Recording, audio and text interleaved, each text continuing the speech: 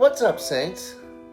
Let's talk about Jesus washing the disciples' feet. So, just before the Passover feast, during what we call the Last Supper, Jesus knew that the time had come for him to leave this world and go to the Father. So Jesus got up from the meal, took off his outer clothing, and wrapped a towel around his waist. After that, he poured water into a basin and began to wash his disciples' feet, drying them with the towel that was wrapped around him. So then Jesus comes to Simon Peter, and Peter says to him, "Lord, are you going to wash my feet?" So Jesus tells Peter, "You do not realize what I am doing now, but later you will understand."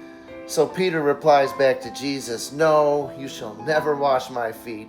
So then Jesus says, "Unless I wash you, you have no part with me." Then Simon Peter replies back to Jesus and says, "Well, not just my feet then, but my hands and my head as well." Then Jesus replies, "A person who's had a bath needs only to wash his feet. His whole body is clean, and you are clean." Now that bath that Jesus brought up to Peter isn't just any old bath. Jesus is referring to the sacrament of water baptism, the complete cleansing from sin and new birth that believers receive through faith in Jesus Christ. So even though we're saved, we're still in this fallen world, and in our daily travels, we are susceptible to temptation and sin. So Jesus washing his disciples' feet not only is an act of servitude, but it is also symbolic of him forgiving and washing away our sins. Then Jesus goes on to say, "Now that I, your Lord and teacher, have washed your feet, you also should wash one another's feet. I have set for you an example that you should do as I have done for you." So on a surface level, Jesus is telling us to be kind to one another and do things like wash one another's feet.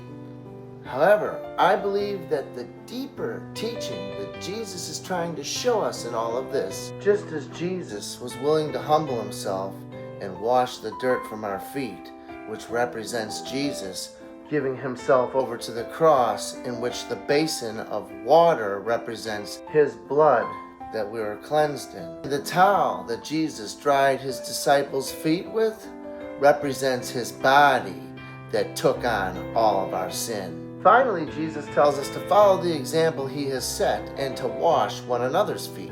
For it is through the outward cleansing of one another's feet that we can see through the veil the inward cleansing of one another's sins. Christ is in